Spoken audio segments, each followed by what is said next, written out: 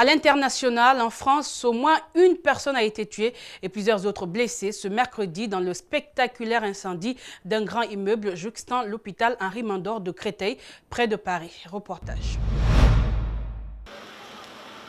Des flammes impressionnantes. Dans la nuit du mercredi 21 au jeudi 22 août, un important incendie s'est déclaré sur plusieurs étages d'un immeuble tout proche de l'hôpital Henri Mandor de Créteil.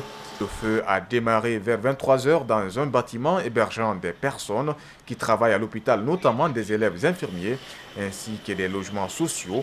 On dénombre un mort et 8 blessés, dont 4 pompiers. 2 parmi eux le sont grièvement.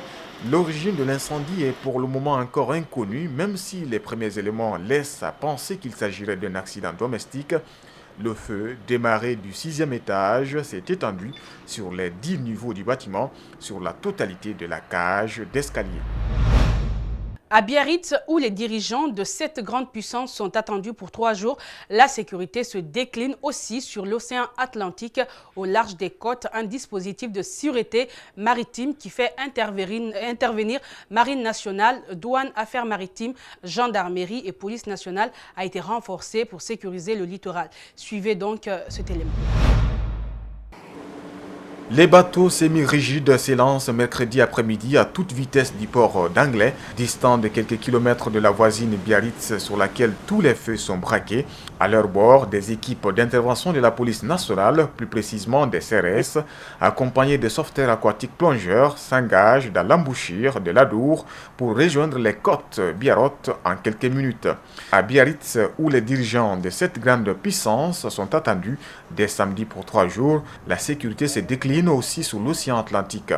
Au large des côtes, un dispositif de sûreté maritime qui fait intervenir Marine nationale, douane, affaires maritimes, gendarmerie et police nationale a été renforcé pour sécuriser le littoral de cette cité balnéaire avant et pendant le sommet des chefs d'État.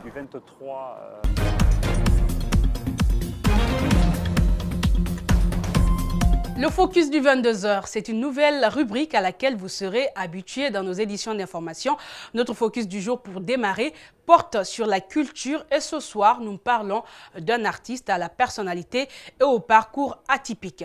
Moussa Kaba, de son nom d'artiste Grand P, a en un temps record connu une ascension fulgurante sur la toile et à travers le continent au point de susciter des interrogations. Dans le grand format que vous allez suivre, Alseni Bari nous relate le parcours de cet artiste guinéen qu'il faudra désormais prendre au sérieux. C'est notre focus du jour. Suivez.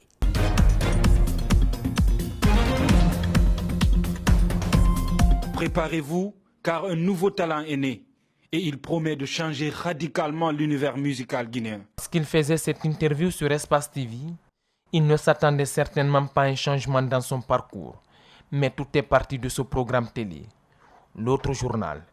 Même le journaliste Alpha Omar ne s'attendait pas à une telle ascension.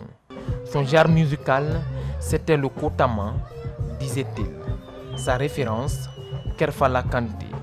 Malgré que l'interview a été sollicitée par Grand P en personne, le principal animateur de l'émission va recevoir des blâmes des parents de Grand P. Puisque la balle était partie, les gens ont partagé la vidéo à plusieurs reprises sur les réseaux sociaux et les parents, je pense, ont estimé que nous étions en train de nuire un peu à Grand P, alors que ce n'était pas ça du tout, loin de cette intention-là. De son vrai nom, Moussa Kaba, Grand P mesure à peine 1 mètre. Il est maintenant âgé de 33 ans, car lors de cette vidéo, il indiquait qu'il avait 32 ans et n'est pas marié. Il est orphelin de père et de mère. Sa tante s'occupera de son éducation. Son physique, sa voix constituent un handicap. Cette vidéo publiée il y a 3 mois va véritablement le révéler aux Guinéens.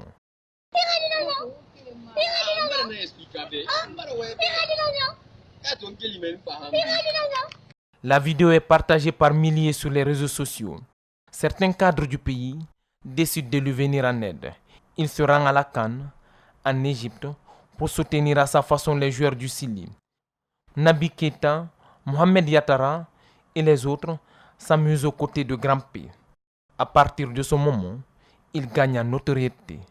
Il est sollicité de partout. De Bamako à Abidjan, Moussa Kaba réalise peu à peu son rêve. Il côtoie de grands noms de la musique africaine comme Sidiki Diabaté, Afou Keïta, Oumou Sangari, Didier Arafat et tant d'autres. Son handicap est devenu sa force. Le petit du quartier est devenu la star de la sous-région. Et pour paraphraser l'artiste ivoirien, le pétrole du village est devenu kérosène. Désormais, c'est la saga Grand P. Il est convoité de partout. Grand P traînait dans la rue, les gens se moquaient de Grand P, il n'avait pas de considération. On l'insultait, on le provoquait, je comprends. Mais avec juste 3 mois, Grand P est devenu célèbre. Son style vestimentaire, sa vie, son domicile, tout a changé. C'est au 5e étage de cet immeuble de Dixine qu'il vit désormais. Et même si par courtoisie, son manager nous rassure que c'est juste le temps de préparer son album. La priorité, c'est son dédicace, son album, qui est prévu le 4 octobre au Palais du Peuple. Et après ça, déjà, on a créé son ONG pour l'aide humanitaire pour les personnes handicapées. On a des projets de voyages, des tournées européens, américains. Dans l'album, les featuring avec Sidiki Diabaté, Afou Keïta de la Côte d'Ivoire et Mohamed Diaby du Mali, Azaya, sont attendus. Grand P symbolise l'espoir des handicapés. Il veut devenir une icône. Il mélange humour et mélodie. Selon des observateurs, ce succès ne fait pas de lui un artiste complet, mais un amateur de musique.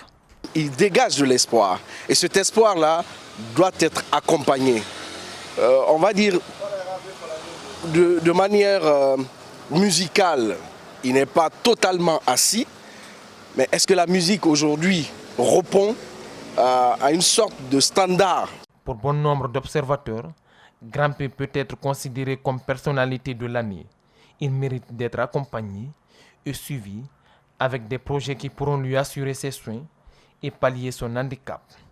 Il ne pourra pas continuellement aller de musique en musique et puis en même temps il faut en profiter pour lui faire suivre des soins médicaux qui vont permettre en tout cas pour améliorer vraiment son état de santé et faire en sorte que le gars il puisse vivre maintenant des jours heureux.